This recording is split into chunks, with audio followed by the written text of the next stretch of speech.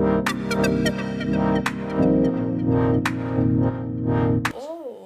ત્રણે એકદમ ડિફરન્ટ છે કે આ દુનિયામાં છે ને બે પ્રકારના માણસો છે, એક એકદમ ઇવિલ સાઇડ છે અને એક એકદમ ડિવાઇન છે.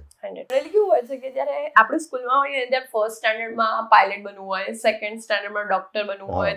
તો મને શું થવું ગમે છે, મારો 6ઠ્ઠા ધોરણમાં જે નિબંધ હતો ને એમાં પણ મેં એ જ કીધું છે કે મારે એક્ટર થવું છે. તો તમને maybe struggles and all ઘણું બધું તમે ફેસ બી કર્યું હશે. They are not checking your talent, you are talented only. તમે ઓડિશન આપી છે, તમે ટેલેન્ટેડ છો જ, પણ એ લોકો ચેક કરે છે કે તમે કેટલા ક્લોઝ છો મારા કેરેક્ટરથી. કામ તમને ત્યારે શોધતું આવશે જ્યારે તમે લાયક છો એના. 100%. તો તમારે પહેલા લાયક બનવું પડે. તમે જેટલા લાયક થતા જશો એટલા તમે એ કામની ઉપર મોખરે થતા તમે કામની એટલી નજીક આવતા જશો.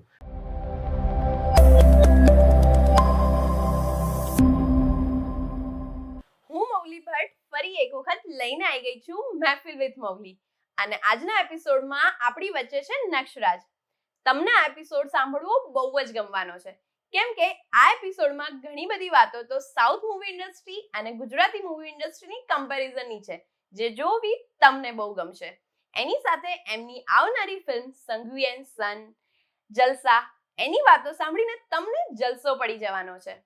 તો આવો મહેફિલ માણીએ, મહેફિલ વિથ મૌલી નક્ષરાજની સાથે. તો હેલો નક્ષરાજ, કેમ છો? સ્વાગત છે તમારું મહેફિલ વિથ મૌલીમાં. હેલો. ઓકે, તો તૈયાર છો તમે? યસ. હું બી તૈયાર છું. મને જાણવાની બહુ જ ક્યુરિયોસિટી થઈ રહી છે કે તમારી અપકમિંગ મૂવીઝ કઈ આવી રહી છે.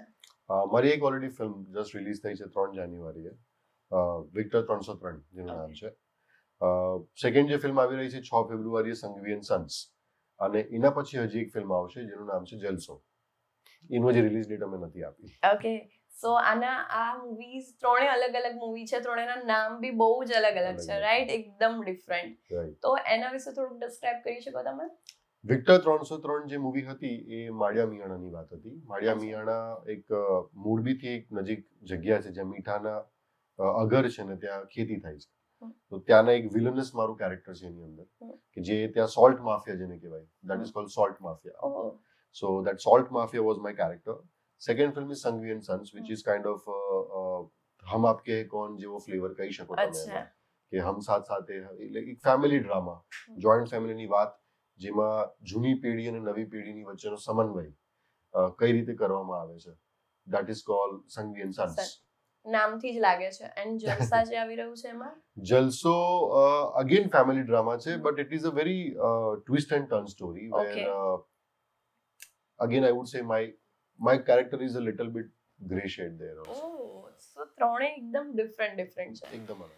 તો આમ જ્યારે તમે મૂવીનો શૂટ કરો છો અને ત્રણે અલગ અલગ કેરેક્ટર પાત્રો ભજવવાના હોય છે, તો એવું ક્યારે નથી થતું કે એક પાત્ર આની અંદર તમારું મગજ હજુ જીવી રહ્યું છે કે યસ હું હજુ જલસામાં છું, પણ તમારું શૂટિંગ થઈ રહ્યું છે સંઘવી એન્ડ સનનું? એવું ક્યારે? ના, એવું નથી થયું મોસ્ટલી, કારણ કે પ્રોબેબલી કદાચ ટ્રેન થયા છે એ વસ્તુ માટે. એકવાર બિલ્ડિંગમાં અમે નીકળી જઈએ પછી પાછા નહીં જઈએ. તો ફરીથી એ પાત્ર જીવો છો તમે ક્યારે તમારા જીવનમાં? પાછું એ જીવવાનું આવે અગર જો ડબિંગ હોય તો. ઓકે, એના સિવાય ક્યારેય નહીં? ના, એના સિવાય I don't think so. But હું તમને કહું કે મોસ્ટ ઇમ્પોર્ટન્ટ શું થાય છે કે જે બી કેરેક્ટર્સ તમે પ્લે કરો ને એ સમવેર સમહાવ તમારી અંદર છે. યસ, 100%. તો you try to connect with your that side of yours. એટલે એમ સમજો કે એક એક્ટરની જે રેન્જ છે એ આ વર્લ્ડની અંદર જે કે મેનન સરે બહુ સરસ વાત કરી છે આમાં, કે આ દુનિયામાં છે ને બે પ્રકારના માણસો છે, એક એકદમ ઇવિલ સાઇડ છે અને એક એકદમ ડિવાઇન છે. 100%. કરેક્ટ? તો જ્યારે એક એક્ટર છે ને એ ઇવિલ સાઇડને બી એને એક્સપ્લોર કરતો હોય છે અને ડિવાઇન સાઇડને બી એક્સપ્લોર કરતો હોય છે. So we live through evilness to divineness. Divinity basically. So basically તમે તમારું કરિયર 2016 થી ચાલુ કર્યું હતું ગુજરાતી સિનેમામાં. યસ. તો ત્યારથી અત્યાર સુધી જે તમે કામ કર્યું છે એમાં કોઈ એવું પાત્ર રહ્યું છે કે જે તમે ઈચ્છો છો કે હું રિયલ લાઈફમાં બી એ પાત્ર જીવવા માંગુ છું? Good question. First of all I think 2020 નું એક પાત્ર છે બાબુભાઈ સેન્ટિમેન્ટલ. ઓકે. એ પાત્ર બહુ મને લાગે છે મને ટચ થયું હતું એ વાત, કારણ કે એમાં વાત માલધારી સમાજની હતી. જે ભરવાડ અને રબારી જે દૂધ વેચે છે આપણા ઘરમાં, એ માલધારી સમાજની વાત કરી હતી. અને એની બહુ એક સરસ વાત હતી કે આજના જમાનામાં દૂધ વેચનાર કરતા દારૂ વેચનારની ઇજ્જત વધારે થાય છે. વધારે છે 100%. તો એ વાત ઉપર અમે લઈને આવ્યા. મને એ પાત્ર સાથે મને થોડુંક એક ઇમોશનલ કનેક્શન થયું. એટલે તમારું ત્યારે પાત્ર શું હતું? તમે શેનો રોલ ભજવી રહ્યા હતા? I was the Babubhai in that film. તમે બાબુભાઈ હતા. તો આ તમને અંદરથી ટચ થઈ રહ્યું છે બાબુભાઈ. યસ બીકોઝ એ જે વાત છે, બીકોઝ જ્યાંથી આ સ્ટોરી ઇન્સ્પાયર થઈ હતી એ કેરેક્ટરને બી હું મળ્યો છું, એ વ્યક્તિને પણ અચ્છા, તો એ રિયલ લાઈફ પર ડિપેન્ડન્ટ હતું, મતલબ કોઈ ઇન્સ્પાયર થયા. Yes, great. You can say that. So 2016 થી તમે જ્યારે આવ્યા ગુજરાતી ફિલ્મ ઇન્ડસ્ટ્રીમાં, એના પહેલા તમારું કેવી રીતે કરિયર હતું અને તમે ઇન્સ્પાયર ક્યાંથી થયા ગુજરાતી ફિલ્મ ઇન્ડસ્ટ્રીમાં આવવા માટે? એ પહેલા મેં થિયેટર કર્યું છે, બાળ નાટકો. હું સુરત થી છું બેસિકલી. અચ્છા, સુરત. તો સુરતમાં મેં બાળ નાટકો કર્યા છે. અને કદાચ આ વાતને નવાઈ લાગશે, પણ નાનપણથી મારો ગોલ, આવું બધા જ કહેતા હોય છે, પણ આ બહુ ફેક્ટ છે કે નાનપણથી મારો જે ગોલ હતો એ એક્ટર બનવાનો જ હતો. ગ્રેટ. નાનપણથી? હા, એટલે તો તમને જો ખબર હશે તો ઇંગ્લિશમાં માય એમ્બિશન નો તમને એસે આવતો હશે. યસ, આવતો. અને ગુજરાતીમાં મને શું થવું ગમે. તો મને શું થવું ગમે, જે મારો 6ઠ્ઠા ધોરણમાં જે નિબંધ હતો ને, એમાં પણ મેં એ જ કીધું છે કે મારે એક્ટર થવું છે. બહુ સરસ. એટલે ખરેખર એ વાત પર મને એપ્રિસિએશન બી મળ્યું હતું, બીકોઝ બાકી બધા નિબંધ માળામાંથી અને એ બધી જગ્યાએથી આ એક લઈ જાય કે મને શું થવું ગમે, તો શિક્ષક છે, ડોક્ટર છે, ને આપણે ગોખી કાઢીએ, બસ એ જઈને લખીએ. પણ મેં એ સમયમાં મારા જ વિચારો લખ્યા હતા, અને મેં ત્યારે એવું લખ્યું હતું કે મને સ્ટેજ પર જઈને એવોર્ડ લેવું બહુ ગમે. વાહ, મોટિવેશન મારું એ હતું એ સમયમાં. ખાલી એવોર્ડ લેવો છે. હા, એટલે ખબર નહીં, એ સમયમાં યાર ટીવી પર છે ને ટેલિકાસ્ટ થતા હતા, ઓડિયન્સને બી ખબર હશે. તમે તો જેન્ઝી છો, તમને ખબર ના હોય. ઓકે. પણ એ સમયમાં સ્ટેજ શો જે થતા હતા, ફિલ્મફેર એવોર્ડ્સ હોય કે આઈફા, બધા બહુ બધા સેન્સુરી એવોર્ડ્સ બધું થતું હતું એ સમયમાં. તો એ એવોર્ડ્સ જોવાની જે મજા હતી ને 31 ડિસેમ્બરે રાત્રે, કે એ ન્યૂ યરના સમયમાં, કે બધા ફિલ્મ સ્ટાર્સ એવોર્ડ લેવા આવી રહ્યા છે, અને એ જે આખી માહોલ બંધાતો હતો અને જે સ્પીચ આપતા હતા, તો હું મારી સ્પીચ પ્રિપેર કરતો હતો કે મને એવોર્ડ મળશે. અને તમે ઘરે એક બાજુ માઇક લઈને ત્યાં ચાલે છે, અને તમે તમારી સ્પીચ બોલતા હતા, એવું? હા, એવું થતું હતું, એવું ઘણી વાર થતું. જનરલી કેવું હોય છે કે જ્યારે આપણે સ્કૂલમાં હોઈએ ત્યારે ફર્સ્ટ સ્ટાન્ડર્ડમાં પાયલટ બનવું હોય, સેકન્ડ સ્ટાન્ડર્ડમાં ડોક્ટર બનવું હોય, થર્ડ સ્ટાન્ડર્ડમાં કંઈક બીજું બનવું હોય, ફોર્થ સ્ટાન્ડર્ડમાં કંઈક અલગ થવું હોય, એન્ડ તમે એ વખતથી જ પ્રિપેર હતા કે એક્ટર જ થવું છે? એક્ટર જ પહેલેથી. મારું પહેલું જે પરફોર્મન્સ હતું સ્કૂલમાં પણ, ઓકે, તો એ ત્યારે હું પરફોર્મ નહોતો કરી શક્યો. મારું પહેલું એકચ્યુઅલી ફેલિયર હતું સ્ટેજ ઉપર. હું બહુ જ નાનો હતો, નર્સરી કે જુનિયર કેજી કહી શકો તમે. અને હું ખલનાયક બન્યો હતો એમાં. ખલનાયક. First character which I did was negative only. Okay. અચ્છા, એના પછી જે મેં પાત્ર કર્યું એ માઇથોલોજીકલ પાત્ર હતું, કર્ણનું. Which I won prize. But ત્યાર સુધીમાં મને એ જે પાત્રો જીવવાની મને જે મજા આવતી હતી, એ જે કોસ્ટ્યુમ પહેરવાની, મેકઅપ કરવાની, એની જે સ્મેલ અને એ જે એસેન્સ તમારી અંદર રહી જાય ને, એની મજા અલગ હતી. 100%. તો ફેમિલીનો સપોર્ટ આ બધા માટે તમારો કેવો હતો? Full support. મારા મમ્મીનો, મારા પપ્પાનો, મારા મોટા ભાઈનો, ઇનફેક્ટ મારા કઝિન્સ છે એ લોકોનો પણ, મારા મોટા ભાઈનો બહુ જ સપોર્ટ રહ્યો છે, મારી મમ્મી ને પપ્પા પછી બહુ જ સપોર્ટ. ઓકે. નગર જનરલી જે સુરતી હોય છે તો એવું જ વિચારે છે કે કંઈક ધંધો કરીએ, ફેમિલી બિઝનેસ કરીએ, ફેમિલી બિઝનેસમાં આગળ વધીએ. લોકોને એવું લાગે છે કે સુરત રિયલ એસ્ટેટ, ટેક્સટાઇલ અને ડાયમંડમાં જ છે, પણ એવું નથી. ઘણું બધું છે. ઘણું બધું છે. સેવ ખમણી, ખમણ અને પાત્રા મે બી. એ મારા ઘરના ખવડાવીશ કદી. બહુ મજા. અચ્છા. I love to try. બહુ જ બધું છે. ઊંધિયું બી ખવડાવીશ. અચ્છા. રિયલ ઊંધિયું. ઉત્તરાયણ આવી રહી છે. ઉત્તરાયણ આવી રહી છે, ઊંધિયું ખાવું પડશે કે કરો. ઊંધિયું મંગાવો ભાઈ. સુરત, આપણે લોકો સુરત જઈએ. ચાલો, એ બી બેસ્ટ આઈડિયા છે. ચાલો. યસ, 100%. તો તમે ગુજરાતી ફિલ્મમાં 2016 થી આવ્યા, તો એના પછી કેવી રીતે તમારી આખી જર્ની હતી? તમે કેવી રીતે વર્ક કર્યું? 2016માં જ્યારે મેં નાનકડી અમુક ફિલ્મો હતી જે મેં નાની મોટી કરી. 2016-18માં એકાદ બે ફિલ્મ કરી. બટ દેન 2019માં મને આ એક વ્યક્તિ મળ્યા જે બાબુભાઈના ડિરેક્ટર હતા, મિલન શર્મા. એ બરોડાથી છે. આ મૂળ એ હરિયાણાથી છે, પણ છે બરોડાથી. તો એ મને જ્યારે બાબુભાઈ એમને નરેટ કરીને, તો એમણે મને એવું કીધું કે યાર મને આ પાત્રમાં છે ને, બીકોઝ બાબુભાઈનું કેરેક્ટર એવું હતું કે ઇનોસન્ટ બી હતો અને at the same time A sentimental, નામ જ એટલા મળે છે કે વિચારો ઇમોશનલ બી હતો અને પછી મેન્ટલ બી થાય છે. કે જે વ્યક્તિ બહુ સેન્સિટિવ હોય ને, એ થોડો દુઃખી બી થાય અને પછી એટલો જે મેડ બી થાય. અંદરથી think irritation irritation, that's yes, why. yes. તો આઈ થિંક ત્યાંથી એ જર્નીની પછી શરૂઆત થઈ. તો ક્રેડિટ ગોઝ ટુ સમહાવ તમારા ટેલેન્ટને બી થઈ જાય છે કે જ્યારે તમે મળો કોઈ બી કાસ્ટિંગ ડિરેક્ટરને તમે તમારું કેરેક્ટર કે તમારો લુક કે તમારો ઓરા કેટલો બધો ક્લોઝ ટુ ધ કેરેક્ટર છે. Okay. When you give audition તો they are checking how much close you are to the character.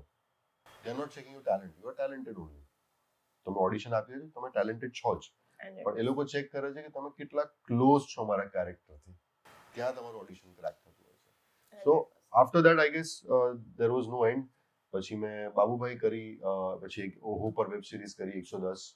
Okay. એક રક્તબીજ અમે કરી.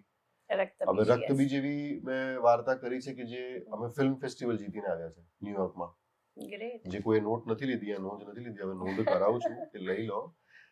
ન્યુયોર્ક ફિલ્મ ફેસ્ટિવલ રક્તબીજ એકમાત્ર ગુજરાતમાંથી છે જીતી છે. We won that.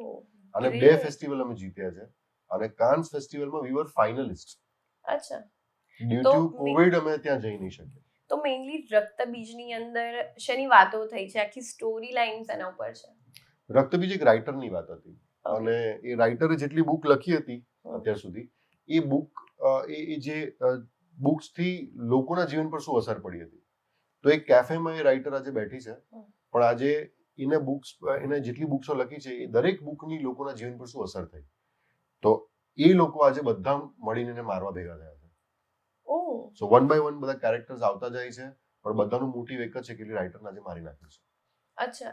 તો મતલબ એને બુકમાં એ જે બુક હતી એ શાના ઉપર આખી લખાયેલી હતી, એનો કઈ આઈડિયા? એ એક બુક નથી, એવી 6 થી 7 બુક હતી એને જે લખી છે, જે બધી બેસ્ટ સેલર બુક હતી.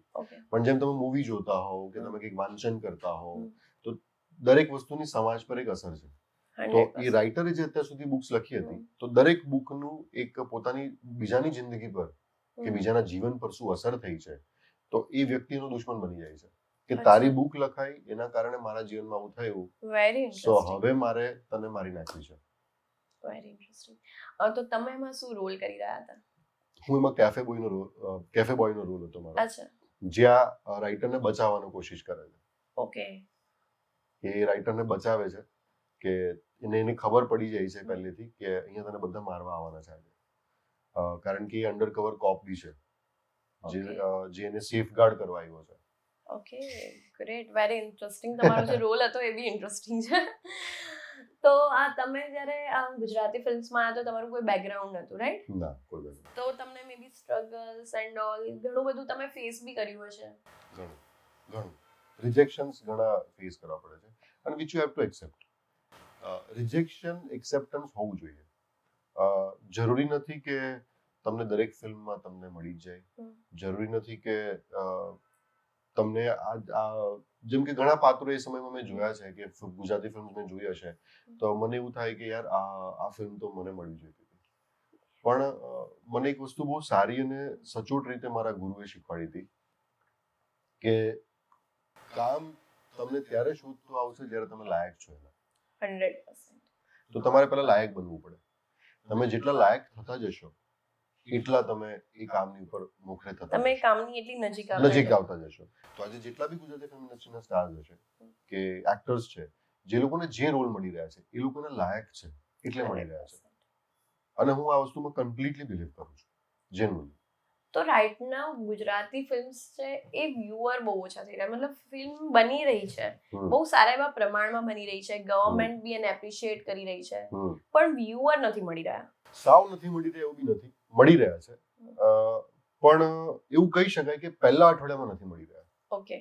કે ફિલ્મ રિલીઝ થતાની સાથે પહેલું જે વીક છે એ ઠંડુ જ જાય છે. કોઈ બી ફિલ્મ હોય, કોઈ પણ ફિલ્મ હોય, સિવાય કે તમે એટલું બધું તમે કંઈક બ્રાન્ડિંગ એન્ડ માર્કેટિંગ એટલું બધું કરી કાઢ્યું તોય તમને ફૂટફોલ હાઉસફુલનો નહીં જ લાગે. તો એનું રીઝન શું છે? કેમ કે આજે અગર કોઈ સાઉથની મૂવી આવે છે તો first day first show Housefull. મને એવું લાગે છે આની પાછળ છે ને બહુ બધા કારણો છે. ઓકે.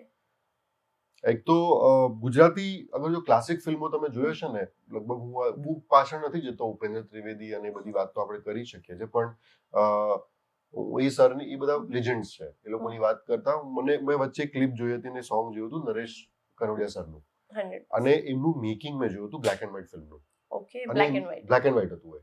અને એ રસ્તા ઉપર શૂટ કર્યું છે એમણે. કદાચ લિરિક્સ મને યાદ નહીં હશે સોંગના, પણ એટલું બ્યુટીફુલી વન ટેક આખો એમણે લીધું છે એ સમયમાં, ડાન્સ કરતા કરતા લાંબા લાંબા સ્ટેપ્સ, લાંબા લાંબા કોરિયોગ્રાફી, અને સરસ રીતે એને શૂટ કરવામાં આવ્યું હતું. સો ગુજરાતી ફિલ્મ એ સમયમાં જે બનતી હતી એ પણ એટલી જ સરસ હતી. પણ વચ્ચેનો એક ગાળો એવો આવ્યો કે જ્યાં આપણે અર્બન ઓડિયન્સ કે શહેરોમાં વસતી ઓડિયન્સ ગુજરાતી ફિલ્મથી ડિસ્કનેક્ટ થઈ. તો આજે ત્યાં જેવું તમે એ જગ્યા છોડો એટલે ઓબ્વિયસ વાત છે કે બોલિવૂડ, સાઉથ બધા ટેક ઓવર કરી લેવાના છે. 100%. સો એ સમયમાં એન્ટરટેનમેન્ટ માટે આપણી ઓડિયન્સ ક્યાં જાય? એની પાસે તો એક જ રસ્તો હતો, બોલિવૂડ. તો એ બોલિવૂડ તરફ વળી. હવે ધીરે ધીરે સાઉથનું ક્રેઝ વધ્યો છે. હા, તો સાઉથ હવે ચાલી રહ્યું છે. સો એવી રીતે ઘણી વસ્તુઓ થશે. પણ મને એવું લાગે છે કે જેમ સાઉથ ઇન્ડસ્ટ્રી આજથી 15 વર્ષ પહેલા કેટલા લોકોને ખબર હતી કે સાઉથ ઇન્ડિયામાં આટલી સારી પિક્ચરો બને? મે બી નહોતી, બહુ ઓછા. કેટલા લોકોને? કોઈને નથી ખબર. બહુ સ્ટ્રેટેજિકલી અને ધીરે ધીરે, અચ્છા એના મીમ બનતા હતા બાય ધ વે સાઉથની ફિલ્મ્સમાં. હા, 100%.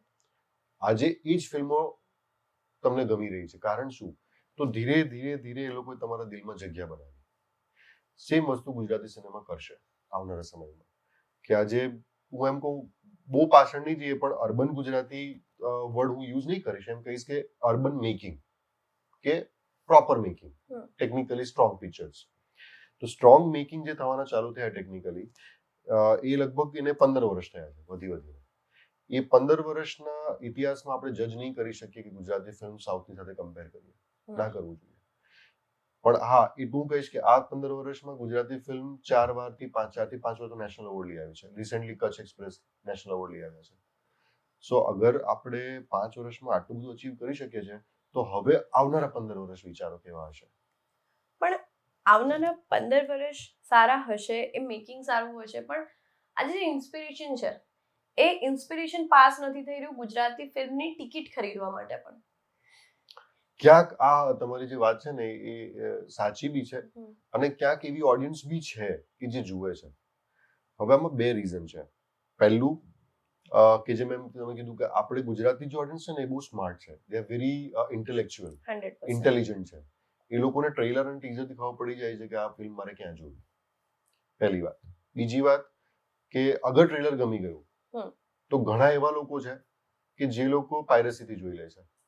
હા, અત્યારે ઘણા બધા એપ્સ છે કે જ્યાં તમને લિંક મળી જાય છે. હું એ એપને પ્રમોટ બી નથી કરવા માંગતો, પણ એ છે એવી એપ્લિકેશન્સ કે જેની પર ગ્રુપમાં લિંક્સ મોકલવામાં આવે છે, અને કેટલા તો એવા લોકો છે જેને મારી પાસે લિંક માંગી છે. અચ્છા. મારી જ પિક્ચરની. Oh. Can you believe this? એટલે આવા બી લોકો છે. સો લોકોને જોવું બધું જ છે, પણ મફતમાં. મારા પપ્પા એવું કહે છે કે જે વસ્તુ મફતમાં મળે ને એ સૌથી મોંઘી પડે. એટલે મફતની વસ્તુઓ લેવાની જ નહીં ક્યારે બી. સો મારી જનતાની રિક્વેસ્ટ છે કે ગુજરાતી ફિલ્મને એટલા માટે નહીં વધાવો કે ગુજરાતી છે. તમે ટ્રેલર જુઓ જ છો, તમને એવું લાગે છે મસ્ત ફિલ્મ આવી રહી છે યાર. બધી ફિલ્મો એમ નથી કહેતો કે સારી જ છે, પણ જે તમને લાગે છે કે યાર આ ફિલ્મમાં દમ છે યાર, મજા આવે એવી છે, તો થિયેટરમાં જાઓ. તમે જેમ સાઉથ ઇન્ડિયન ફિલ્મને પ્લાન કરો છો, બોલિવૂડને પ્લાન કરો છો, તમે હોલિવૂડની માર્વેલની પિક્ચરોને પ્લાન કરો છો કે યાર શુક્રવારે રિલીઝ છે, તમે કોઈ કેલેન્ડરમાં નોટ કરી લો. સેટરડે સન્ડે આપણે જઈશું. તો ગુજરાતી ફિલ્મો પણ એ જગ્યા બનાવશે, અને હું એવું ચાહું છું કે તમે જો ટ્રેલર જુઓ ને તમને લાગે ને કે આ ફિલ્મ યાર જોવી છે, તો પ્લીઝ એને આગ્રહ રાખો કે થિયેટરમાં જાઓ. પણ મે બી એવું બી એક રીઝન છે કે એવું નથી કે ખાલી જે ઓડિયન્સ છે એ લોકોને મફતમાં જોવું છે. ના, બધા એવા નથી. બધા એવા નથી, અને એવું બી નથી, બટ એ લોકો એવું વિચારે છે કે મને આ ટિકિટના આટલા પૈસા આપીને જે સ્ટોરી લાઈન જોવા મળે છે વર્થ ઇટ નથી. એવું બી બની શકે છે. હવે છે ને મૌલી, આમાં કેવી વાત છે કે ઘણા બધા આસ્પેક્ટ વર્ક કરતા હોય છે. હવે માની લો કે ગુજરાતી ફિલ્મ 100 કરોડ કમાઈ છે. ઓકે. એવરેજ કે 100 કરોડનો ધંધો આપણે બોક્સ ઓફિસ પર કરીએ છીએ, તો મારી મેકિંગ સ્ટાઇલ કેટલી ચેન્જ થશે આમાં બતાવો. બહુ જ. શું સાઉથ ઇન્ડિયન ફિલ્મ ઇન્ડસ્ટ્રી 15-20 વર્ષ પહેલા 100-200 કરોડ કે 300 કરોડનો પિક્ચર બનાવતી? નહીં બનાવતી. કેમ? કારણ કે આ એક બેઝિક બિઝનેસની આ વસ્તુ છે કે જેટલી મારી ઓડિયન્સનો રિસ્પોન્સ મને સારો આવે એટલો હું રિસ્ક વધારે લેવાનું પસંદ કરીશ. પણ જ્યારે મારા ઇન્ડસ્ટ્રીના સ્ટેટિસ્ટિક્સ કે મારી બોક્સ ઓફિસના કલેક્શન્સ મને એક રિસ્ટ્રિક્ટેડ અમાઉન્ટ પર જ્યારે મને નાખી દેતા હોય કે યાર આનાથી વધારે, ફોર એક્ઝામ્પલ 2 કરોડનું કે 2 કરોડથી વધારે પૈસા ના નખાય. તો 2 કરોડથી ઉપરની મેકર વાર્તા પણ નહીં વિચારશે લખતી વખતે કે ભાઈ 2 કરોડની ઉપરની વાર્તા નહીં લખીશ, 2 કરોડની ઉપરની બિઝનેસ થશે, પૈસા જ નથી આવતા પાછા જ નથી આવતા. તો જ્યારે ઇન્ડસ્ટ્રીને એવું એક પાથ બ્રેકિંગ મેકિંગ જેને હું કહું છું કે પાથ બ્રેકિંગ મેકિંગ મળશે ને, અને જે દિવસે path breaking box office collection આવશે એ દિવસે ફરી એક મેકિંગ સ્ટાઇલ ચેન્જ થશે અને અહીંયાના મેકર્સ ફરી રિસ્ક લેવા તૈયાર થશે. બટ હાલ એવું થઈ રહ્યું છે કે જે અત્યારની જનરેશન છે એ લોકોને આ બધી વાર્તાઓ છે, આ બધી જે સોફ્ટ કહાનીઓ છે એ બધું સાંભળવું કે જોવું પસંદ જ નથી. બધા તો એવા નહીં હોઈ શકે આઈ ડાઉટ, પણ હા એવું કહી શકે કે રેશિયો કદાચ ચેન્જ થયો છે કે પહેલા 1 કે પહેલા 40% લોકોને આવું ગમતું હતું, 50-60% લોકોને આવું ગમતું હતું, પણ હવે એવું થઈ શકે કે ભાઈ 20% 25% હશે કે 10% હશે કદાચ. 10% હશે. આવાના સેમ્પલ સાઇઝ તો મારી પાસે નથી, પણ હું એવું કહીશ જે આજની જનરેશન છે જે સુપર ઇન્ટેલિજન્ટ છે, સુપર ઇન્ટેલિજન્ટ, સુપર ટેલેન્ટેડ, પણ માત્ર ને માત્ર સોશિયલ મીડિયા કે ડિજિટલ વર્લ્ડ જે છે એ જ માત્ર દુનિયા નથી, ખરી દુનિયા એની બહાર છે. 100%. અને અમે એવું કહીએ છીએ કે જેટલું તમે ફિઝિકલી ટ્રાવેલ કરો છો ને, જેમ કે હું આજે ક્રિકેટ અગર મોબાઈલમાં રમું છું અને હું રિયલમાં રમું છું, બહુ ફરક એ બંનેમાં ફરક છે.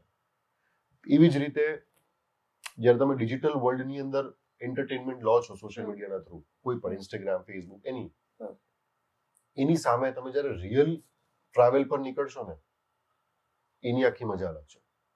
Okay. So I would request કે to the generation of my also and yours also, हम उतने भी पुराने नहीं है मौली, હું આજના જમાનાનો જ છું, પણ હું મારી જાતને બી આ વસ્તુ વારે વારે કહેતો હોઉં છું કે યાર બસ યાર હવે બહુ સોશિયલ મીડિયા નથી કરવું, હવે કંઈક બહાર જઈએ, આટો મારું, વોક પર જાઉં અને પોડકાસ્ટ સાંભળું કાનમાં, કંઈ જોવું નથી મારે. ઘણી વસ્તુ એવી હું પ્રિફર કરતો હોઉં છું. ટ્રાવેલ બી મને એવું થાય કે હું ટ્રાવેલ કરવા જતો રહું. સો આવી બધી વસ્તુ છે કે જે એટલે અત્યારે કેવું છે કે લોકોને બહાર નથી નીકળવું, દે આર ચોઇસ કે ચલો મેં લેપટોપ ખોલ્યું, મારો ફોન ખોલ્યો અને મેં મૂવી જોઈ લીધું. હા એવું છે, પણ આ બી કમ્ફર્ટેબલ લાઈફ શું કામ? કમ્ફર્ટેબલ લાઈફ કમ્ફર્ટેબલ છે બટ લોંગર ટર્મમાં કદાચ હેલ્ધી નથી. ઓકે.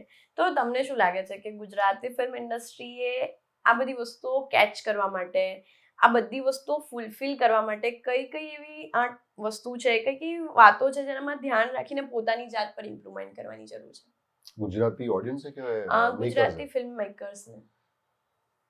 આનો કોઈ ફોર્મ્યુલા જ નથી મૌલિક. ઓકે. મને એવું લાગે છે કે આ ફોર્મ્યુલા તમે ક્રેક કરી જ નહીં શકશો. મોટા મોટા બેનર્સ જે બોલિવૂડના બી છે કે સાઉથના બી હશે, મોટી મોટી ફિલ્મો ફ્લોપ થઈ જ છે. થઈ છે 100%. સો આનો કોઈ ફોર્મ્યુલા નથી, પણ જેટલું પેશનેટલી ફિલ્મ બનાવશો ને, the purpose of making film has to change, which I said again and again. મેકર્સને બી હું આવી રિક્વેસ્ટ કરું છું કે ફિલ્મ બનાવવાનો પર્પઝ શું છે તમારો? ઓકે. પૈસા કમાવા છે? સબસિડી માટે બનાવો છો? આજે હું ઓપનલી કહી રહ્યો છું, તો ના બનાવો. તમારે આ વાત કહેવી છે, તમારી વાર્તા કેવી છે ઓડિયન્સને, દિલથી આ વાત નીકળે છે તમારી, તો બનાવો. અત્યારે કેવું છે કે લોકોને સાઉથ વધારે એટલા માટે ગમે છે કેમ કે સાઉથ ઓડિયન્સની વસ્તુ આપી રહી છે જે એમને જોઈએ છે. લાઈક આજની જનરેશનને છોકરાઓને બી જોઈએ છે કે માર ધાડ થઈ રહી છે, એક થ્રિલર મળી રહ્યું છે, એક કંઈક આમ કહેવાય કિક મળી રહી છે, એવી વસ્તુ લોકોને જોવી છે અને એવી વસ્તુ સાઉથ આપે છે યા ફિર બોલિવૂડ આપે છે, પણ ગુજરાતી ફિલ્મ ઇન્ડસ્ટ્રી એને આપવા માટે પાછું પડી રહ્યું છે. ના, પાછું તો નથી પડી રહ્યું. વિક્ટર 303 પૂરેપૂરો પ્રયત્ન છે કે જેમાં પ્રોપર લોકોને મસાલા ફિલ્મ છે, જેમાં લોકોને ઇમોશન્સ સારા કનેક્ટ થાય. અચ્છા, જે લોકોને થોડી ઠહેરાવ અને પોએટિક વાત ગમતી હોય તો અમારી સાથે બીજી ફિલ્મ રિલીઝ થઈ હતી કાશી રાઘવ. યસ, એ પણ એક સારી ફિલ્મ હતી, ઘણા લોકોએ વખાણી છે રિવ્યુમાં, બહુ જ વખાણી છે. હવે રહી વાત સાઉથ ઇન્ડિયન ફિલ્મ ઇન્ડસ્ટ્રીની, તો ટેકનિકલી વાત કરું ને તો જે મારું એનાલિસિસ કહે છે, હું એવું નથી કહેતો કે ઇટ્સ અ પ્રૂવન ફેક્ટ, પણ આજની જનરેશન 15 સેકન્ડ માટે ટેવાઈ ગઈ છે કે આ 15 સેકન્ડમાં ચેન્જ કર્યું. કે આજની જનરેશન નહીં કહું, હું એમ કહું છું હવે આપણે બધા 15 સેકન્ડ માટે ટેવાઈ ગયા છે કે 15 સેકન્ડમાં યાર મારા બ્રેઇનને હું મારા મગજનું કંઈક નવું ફીડ કરું, કંઈક અલગ આવવું જોઈએ. હું બોર બહુ જલ્દી થવા માંડ્યો છું, મારી પાસે ધીરજ ખૂટી ગઈ છે, પેશન્સ ખૂટી ગયું છે. તો માંડીને વાત કરવાની જે વાત છે ને, જેમ અત્યારે હું માંડીને વાત કરી રહ્યો છું, like point to point, that's it. Correct ભાઈ, મુદ્દા પર આવો ને ફટાફટ, પછી બધું પતાવો. હા, તો એ મેકિંગ સ્ટાઇલ છે ને આપણી એટલા માટે ચેન્જ થઈ ગઈ કે હવે સાઉથ ઇન્ડસ્ટ્રીએ એવું કરી કાઢ્યું છે, સાઉથ ઇન્ડિયન ફિલ્મ ઇન્ડસ્ટ્રીએ, કે તમને તમારા બ્રેનને એટલું બધું લાર્જર દેન લાઈફ અને મેલોડ્રામા અને it's a melodrama only. Maybe kind of melodrama મતલબ જ્યારે તમને સાઉથ મતલબ કે જ્યારે એનો હીરો કહેતો હોય છે ને, અરે તું મુझे जानता नहीं मैं कौन हूँ, આવું તમે રિયલમાં બોલો છો? ના મે બી નથી જ બોલતા. નથી બોલતા. હવે આવું જ્યારે ગુજરાતી ફિલ્મ ઇન્ડસ્ટ્રીમાં કોઈ કરશે ને તો લોકો એટલી બેકલેશ પણ આપશે, 100%. તો એટલી ગાળો બી આપશે સોશિયલ મીડિયા પર કે આવી તો કોઈ વાત કરે ભાઈ રિયલ લાઈફમાં યાર. 100%. તો તમારી જે હાલ ફિલ્મ રિલીઝ થઈ હા. 3 જાન્યુઆરીએ, હમ. તમે એમાં કહો છો એમાં થોડું થ્રિલર એન્ડ ઓલ છે, હમ. તો હાલ એનો કેવી રીતે રિસ્પોન્સ છે? રિસ્પોન્સ સારો હતો. અને જે લોકોએ થિયેટરમાં જોઈ છે એ લોકોને ફિલ્મ ટેકનિકલી પરફોર્મન્સમાં બધી રીતે બહુ ગમી છે. અને જે લોકોએ મોબાઈલમાં બી જોઈ લીધી છે એ લોકોએ બી એમ કીધું યાર ફિલ્મ તમારી બહુ સારી છે. બહુ સરસ છે. તો મારી એ લોકોને અર્જ હતી આ કે હું એ લોકોને એવું કહેવા માંગુ છું કે યાર પ્લીઝ તમે મોબાઈલમાં કેમ જુઓ છો, 7.5 ઇંચની સ્ક્રીનમાં કેમ તમે આ એક્સપિરિયન્સને શેર કરો છો? વિક્ટર 303 નું મિક્સિંગ, જ્યાં ભૂલ ભુલૈયાનું સાઉન્ડનું મિક્સિંગ થયું છે એ સ્ટુડિયોમાં થયું છે. વિક્ટર 303 નું ડીઆઈ અને કલર બોમ્બેમાં થયું છે કે જ્યાં પુષ્પા અને બધી ફિલ્મો થાય છે. અમારો જે પંખા ફાસ સોંગ છે મારું, જે બહુ ફેમસ થયું અત્યારે, એનો જે સિંગર છે નકશ અઝીઝ, એને પુષ્પાનો ટાઇટલ સોંગ ગાયું છે. ગ્રેટ. અમારે જે એક્શન ડિરેક્ટર હતા વિક્ટર 303 ના, શમશીર ખાન, બાગી 3 ના ડિરેક્ટર છે. ઓકે. Action director. તો આપણે ક્યાંક પાછા જ નથી, કચાસ ક્યાં રહી ગઈ? તો પછી જો આટલું બધું મેકર ટેકનિકલી સ્પેન્ડ કરતા હોય કે ઓડિયન્સને, તમારા માટે આપણી ઓડિયન્સને ઓથેન્ટિક જેમને જોઈએ છે કે યાર થોડું આમ તડાકા ભડાકા કરો અને એક પ્રોપર પ્રોફેશનલ વેમાં વસ્તુ આપો. Correct, right, exactly, you put it very right way, કે પ્રોફેશનલ ફાઇન ફિનિશ ટચ આપો અમને. તો એના માટે અમે એક્સપર્ટ્સને લઈને આવ્યા છે બહારથી કે તમે અમને આપો યાર, અમારી ઓડિયન્સને આવું જોઈએ છે. તો પછી ઓડિયન્સ ત્યારે થિયેટરમાં જવું જોઈએ. તો ફિલ્મની સ્ટોરી લાઈન કેવી રીતેની છે અને એમાં ફેવરેટ એવો કયો સીન છે જે તમને બહુ પસંદ હોય? ફિલ્મની સ્ટોરી લાઈન એવી છે, વિક્ટર એક જે વ્યક્તિ છે એ અનાથ આશ્રમમાં મોટો થયો છે. ઓકે. અને એને એની એક ગર્લફ્રેન્ડ છે જેના લગ્ન થઈ જાય છે, તો એ એના ગર્લફ્રેન્ડના લગ્નમાં જઈને સુતળી બોમ્બ ફોડી નાખે છે, એટલે ઉપરથી ઘા કરે છે, ફેંકે છે બહુ બધા, અને એ બેઝિકલી લગ્નને બગાડે છે. ઓકે. ત્યાંથી વાતનું વતેસર થાય છે. અને પછી વાતનું વતેસર થતા જે દુલ્હન છે, એનો ભાઈ છે, એ સોલ્ટ માફિયાની મદદ લે છે વિક્ટરની સાથે બદલો લેવા ડીલ કરવા માટે. તો વિક્ટર અને સોલ્ટ માફિયાની હવે વચ્ચે લડત થઈ ગઈ, પણ ક્યાંક ને ક્યાંક વિક્ટરની આઈડેન્ટિટી હજી સુધી બહાર નથી આવી. ઓકે. તો એ આ સોલ્ટ માફિયાની સાથે જ્યારે એ બાથ ભીડે છે ત્યારે ખબર પડે છે કે વિક્ટર એકચ્યુઅલી છે કોણ. ગ્રેટ. આવી રીતે આખી આ રિવેન્જ ડ્રામા સ્ટોરી છે. ઇન્ટરેસ્ટિંગ લાગી રહી છે તમારી સ્ટોરી. ઓકે, તો એમાં એવો કયો સીન છે જે તમને વધારે ગમતો હોય, સૌથી વધારે ગમતો હોય? મારો કે કોઈ બી? તમારો સૌથી ફેવરેટ સીન. મારો સૌથી ફેવરેટ સીન મારો ઇન્ટ્રોડક્શન સીન મને બહુ ગમે છે. બહુ ગમે છે. તમે પિક્ચર નથી જોઈ મને ખબર છે. તો જનરલી આજે રાત્રે જ. હા ચાલો, આઈ એમ રેડી, હું બી આવીશ. For sure. તો એમાં જ્યારે તમે મૂવી બનાવો છો ને, હાલ તમે વિક્ટર બનાવ્યું રાઈટ, એમાં એવું કંઈક હોય છે કે પર્ટિક્યુલર કોઈક એવો ડાયલોગ આવી જાય, યુ ટ્રાય, બટ તમારે એના માટે ઢગલો રીટેક આપવા પડે? ના, એવું થયું નથી લકીલી મારી સાથે. હજી સુધી ક્યારેય નથી થયું? ના, એવું નથી થયું. ઘણી વાર એવું થાય છે કે ડિરેક્ટરની ચોઇસ ઉપર ડિપેન્ડ કરે છે. અચ્છા.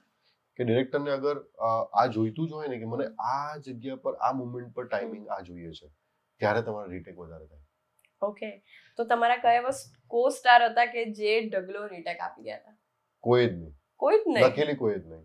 હા, અમારા જે ડિરેક્ટર હતા એમને બહુ શોખ હતો રીટેક કરાવવાના.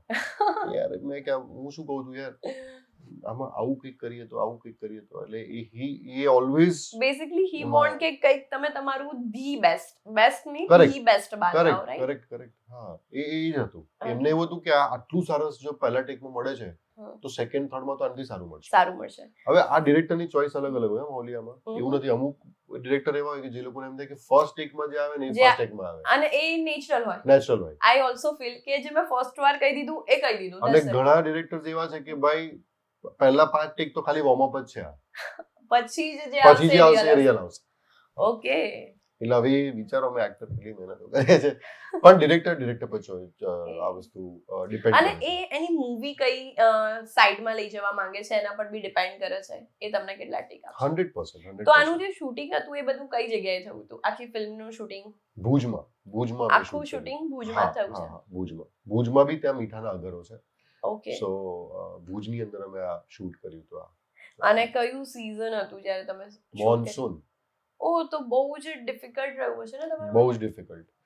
ઇનફેક્ટ અમે જે રહેતા હતા જે રિસોર્ટમાં એનાથી 1 કલાક દૂર લોકેશન હતું. Okay. પહેલું લોકેશન અમારું 2 કલાક દૂર હતું. હમ. તો સવારે 5 વાગે ઉઠીને તમારે 7 વાગે તો ત્યાં પહોંચી જવું પડે. લોકેશન ઉપર. અચ્છા, એ જે જગ્યાએ જવાનો રસ્તો હતો એ એકદમ ખરાબ અને કાચો રસ્તો હતો. ઓકે. એટલે અને વરસાદના કારણે ત્યાં કીચડ અને મીઠું બધું મિક્સ થઈ ગયું હતું. એટલે સમજો કે ગાડી મારી ડિસબેલેન્સ થઈ રહી છે. એટલે હું એક્સિલેટર આપીશ તોય હું પડી જઈશ. વચ્ચે એક પટ્ટો અને રસ્તો અગર છે, નહીં આપીએ તો ભરાઈ જઈશ. વચ્ચે એક પતલો રસ્તો છે, રાઈટ અને લેફ્ટ 6 8 ફૂટ નીચે અગર છે બધા મીઠાના. અચ્છા. અને મારી ગાડી જઈ રહી છે સીધી. તો હું એક્સિલેટર આપીશ તો બી ગાડી મારી આમ થઈને પડશે, હું બ્રેક દબાઈશ તો મારી ગાડી લપસીને નીચે જતી રહેશે. બહુ ડિફિકલ્ટ રહ્યું છે. Very difficult. Thanks to driver અમને હેમખેમ લઈ ગયા બધા. નકર એવું ફીલ આવ્યું કે પડી જઈશું એમ? હા, મને પહેલા દિવસે તો મને એમ હતું કે આજે ગયા. અચ્છા. ખરેખર મેં ત્યાં ઓછું શૂટ કર્યું છે, પણ જે મેં સૌથી વધારે શૂટ કર્યું છે એ છે ચેતન ધનાણી, જાનવી અને એમની આજુબાજુના કિન્નરી, એકતા, આ લોકો બી ફિલ્મના સ્ટારકાસ્ટ છે. આ લોકો એવરીડે આ જગ્યા પર શૂટ કરવા ગયા હતા. મારું પહેલા દિવસે જ હું ગયો હતો ત્યાં શૂટ કરવા. ઓકે. પણ એ પછીની જે લોકેશન, બાકી બધી લોકેશન્સ ઈઝી હતી. મને લાગે છે આ જે લોકેશન હતી ને એ બહુ ડિફિકલ્ટ હતી. તો જ્યારે જનરલી તમે કોઈ બી ફિલ્મ મેકિંગ કરી રહ્યા છો, કોઈ બી ફિલ્મ બનાવી રહ્યા છો, તો એમાં સૌથી તમારો ફેવરેટ પાર્ટ કયો હોય છે? લાઈક યોર ફેવરેટ પાર્ટ બની શકે અમુકને રિલીઝિંગ પાર્ટ ફેવરેટ હોય. તમારો ફેવરેટ પાર્ટ કયો? ફિલ્મ મેકિંગ પ્રોસેસમાં આખી આઈ થિંક પ્રોસેસમાં સ્ક્રિપ્ટ રીડિંગ. Script reading. જ્યારે તમે વર્લ્ડમાં જતા હો ને ત્યારે તમારા મગજમાં એક ઇમેજિનરી થોટ્સ ચાલુ થાય કે how I am going to perform this. અને એક મને બહુ ગમે છે, સ્ક્રિપ્ટ રીડ કરતા તમારા મગજમાં એક ઇમેજિનેશન ક્રિએટ થાય. સો એ ઇમેજિનેશન કેટલું ઇમ્પોર્ટન્ટ છે. અને પેલું નાની અને દાદી આપણને નાનપણમાં વાર્તાઓ કરતા એક પરીઓની વાર્તા, અને એ આપણે આંખો બંધ કરીને વિચારતા હોઈએ. તો આ આ સ્ક્રિપ્ટ એવી જ વાત છે કે તમે એ વાર્તા વાંચી રહ્યા છો ને તમારા મગજમાં એક તમે સપનામાં જઈ રહ્યા છો, તમે ડ્રીમમાં જઈ રહ્યા છો, તો તમે ક્યાંક ને ક્યાંક એને સાકાર કરવાની કોશિશ કરવા જઈ રહ્યા છો. હવે મારા ઇમેજિનેશનમાં અને મેં જ્યારે સાકાર કર્યું સ્ક્રીનની સામે, એ કેટલું મેળ ખાય છે. ત્યાં હું એવું કહીશ કે મેં સારું કર્યું કે મેં ખરાબ કર્યું. ઓકે. મારા માટે પર્સનલી આ વાળી જે ફિલ્મ હતી એમાં તમે શું તમારી ઇમેજનરી દુનિયામાં વિચાર્યું હતું અને એકચ્યુઅલમાં જ્યારે ફિલ્મ બની ત્યારે બંને કેટલું કોરિલેટ થઈ રહ્યું હતું એકબીજા જોડે? મેં જ્યારે આને પહેલી વાર સાંભળ્યો હતો ને ત્યારે એટલું બધું મારી પાસે ડિટેલ નથી, પણ જ્યારે અમે વર્કશોપ ચાલુ કરી અને જ્યારે વિક્રમ જે કેરેક્ટરનું નામ છે, which is also very unusual કે આજ સુધી વિક્રમ નામ વિલનનું નથી રહ્યું. ઓકે. હીરોનું રહ્યું છે. યસ. તો જે કેરેક્ટરનું નામ વિક્રમ છે એ બહુ વર્કશોપમાં ધીરે ધીરે મને ડિફાઇન થવા માંડ્યું કે આ કેવું હોવું જોઈએ. મને એવું લાગે છે કે મેં જેમ ઇમેજિન કર્યું હતું મેં એ રીતે જ પરફોર્મ કર્યું છે. મેં એમાં બહુ ઉપર નીચે નથી કર્યું કે મારે આનથી જ લાઉડ જવું છે કે આનથી થોડું ના આટલું બધું નહીં. મને એમ થયું કે આ આવું હોવું જોઈએ તો મેં એવી રીતે જ પરફોર્મ કરવાની કોશિશ કરી છે. અને મેં જ્યારે સ્ક્રીન પર જોયું મને થયું કે હા, બસ ધેટ્સ ઇટ. આ વિક્રમ આવો જ હોવો જોઈએ. મને એવું લાગ્યું. વધતું ઓછું બધાનું હોઈ શકે, પણ મને એવું લાગ્યું કે વિક્રમ આવો જ હોવો જોઈએ. તમે ઘણા બધા સ્ટેજ શો કર્યા છે, ફિલ્મ કરી છે, અત્યાર સુધી એવું થયું છે કે કોઈક એવું તમે કેરેક્ટર બહાર લાવી દીધું હોય ને જ્યારે તમે જોયું હોય પોતાની જાતને ત્યારે એવું ફીલ આવે કે ના યાર આ તો શું આવી ગયું છે?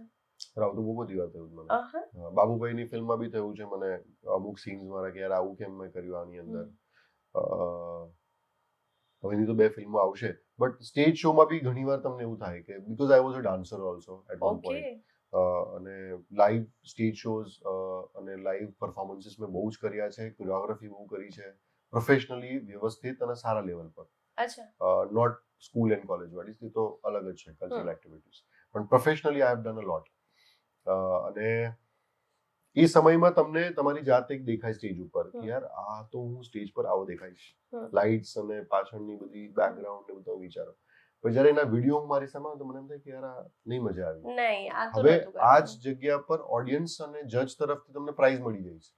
પણ ક્યારેક પોતાની જાતને પણ અંદરથી મને સેટિસ્ફેક્શન નથી કરેક્ટ મળતું. કે મારી એક્સપેક્ટેશન મારી જાત સાથે બહુ વધારે મોટી છે, બીકોઝ જેમને તમે આઈડિયલાઇઝ કરો, હવે ફોર એક્ઝામ્પલ હું રિતિક રોશનને આઈડિયલાઇઝ કરું છું. આહા.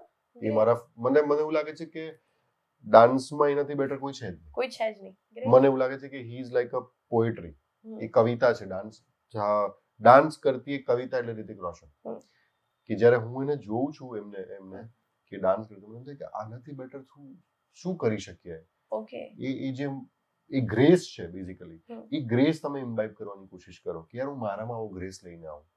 તો એ જ્યારે હું જોઉં ને મારી જાતને, તો ભલે લોકો ઘણા વખાણતા હોય તો મને એમ થાય યાર not close to Hrithik Roshan at all એમ. તો ત્યારે તમને એક્સપેક્ટેશન તમારી રિયાલિટીમાં કન્વર્ટ થાય છે.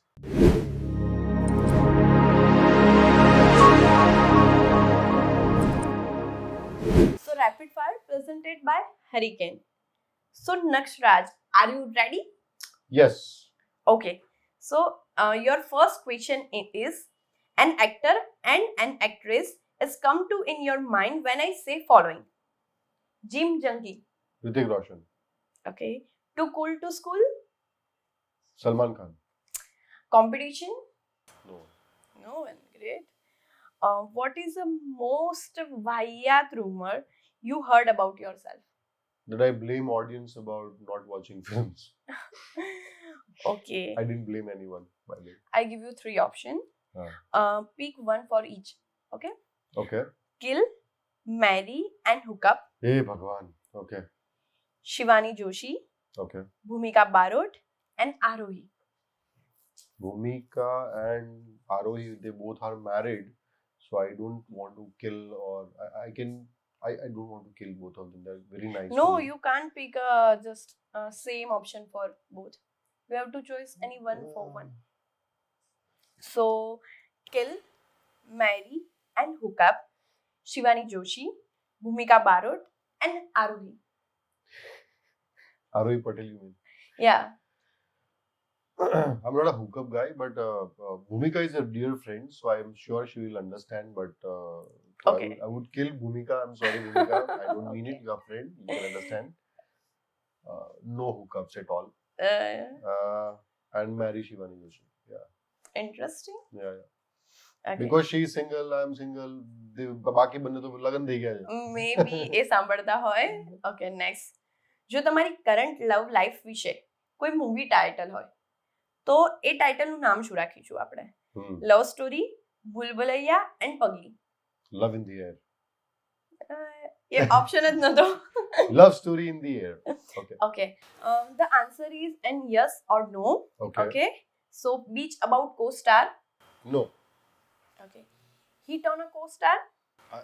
You say, am I? Yeah. No. Okay. Been hit by co-star. Yes. Okay. Okay. So if you got lose your memory, what is the one thing or person you are happily forget? Do I need to take name? Yes. No. Then no person thing. Honestly, તમે કહી રહ્યા છો maybe, hope so. ના એટલે person નું નામ નથી, ભૂલી જ ગયા છે ને તો હવે કેમ મને યાદ કરવું છે. તો Okay. આઈ થિંક મારી મોટરસાઇકલ મને બહુ જ વાલી હતી યાર. મારી બુલેટ હતી, મને બહુ જ વાલી હતી, which I had to sell before 3 years back. Okay. So I want to forget that memory of selling. I want to forget that thing કે મારી પાસે હતી આ. Okay. એવું મારે ભૂલી જવું છે. No worries. If you are a journalist, Journalist, okay? yeah. So what is the question you are asked following people? Okay. First one is Malhar Thakur. Malhar, I want to ask him, he's always smiling. So તમે મલ્હારને એકલામાં તમે જોશો ને તો એ એમ કંઈક deep down કંઈક વિચારી રહ્યો છે એકદમ સિરિયસલી, બટ ધ મોમેન્ટ એને કોઈક મળી જાય ને કોઈ તો એટલો બધો એ એનર્જાઇઝ થઈ જાય છે. તો એ એનર્જી ક્યાંથી લાવે છે ભાઈ? એ તમે વિચારો કે આજે તમે ને હું દિવસમાં 5 લોકોને મળતા હશે, એ 50 ને મળતો હશે, but he meets everybody with the equal energy. 100%. That is tremendous. I mean, Nice is very question. good. Okay. Yeah. Second, Pooja Joshi. Pooja Joshi, તને ફેર એન્ડ લવલી થી ઓફર આવી હતી? Okay. And Hitu Kanodia. Hitu sir Yeah. Hitu sir is very charming at this age. Hmm અને મારે એમને એમ પૂછવું છે કે sir what is the reason behind your charm, because એ છે ને બહુ સરસ જેમની સેકન્ડ ઇનિંગ આ સ્ટાર્ટ થઈ છે નવી ફિલ્મોની, તો એમને જે રીતે અડેપ્શન કર્યું છે, તો I want to learn the process of him, કે તમારી એક્ટિંગની પ્રોસેસ શું છે. Okay. Then, what you do if you are woke up next to Hrithik Roshan? I don't want to wake up then. I just want to be with him for entire Okay, and for last. entire life, I would say. Okay, and last, sing a song. Hey, okay, I can sing my song पंखा Okay. પાસે. એક કાળી કે ધોળી મને ગમે ઈ હાલ સે, વાત ન તો કરતો હું છોડીની. એક કાળી કે ધોળી મને ગમે ઈ હાલ સે, વાત ન તો કરતો હું છોડીની. બાટલીની વાત હતી પર તું ખીજાણી, મારી જાન ઉડી ગઈ મને છોડીને. ઈ દીનો મનમાંથી ઉતરી ગયો તો ને પછી તે દીનો સાવ હતો બંધ, પણ આજે તો જોન મને પકડીને પાયો ને તોય પીધું મેં તો આસતે. કાલથી છે બંધ તારી સોગંધ, પણ આજે તો પંખા ફાસ છે. Thanks a lot, and the great. I say just great. Thank you, Molly. You Yeah. were so nice and Thanks a lot. મસ્ત ક્વેશ્ચન પૂછે યાર તમને. બહુ Thank મજા you. Thank you so much. આવી. Thank you. તો એક જ મિનિટ, અમને એક ફોલો કરી દેજો ગુજરાતી ફિલ્મ ઇન્ડસ્ટ્રી સાથે જોડાયેલી આવી રોમાંચક વાતો સાંભળવા માટે.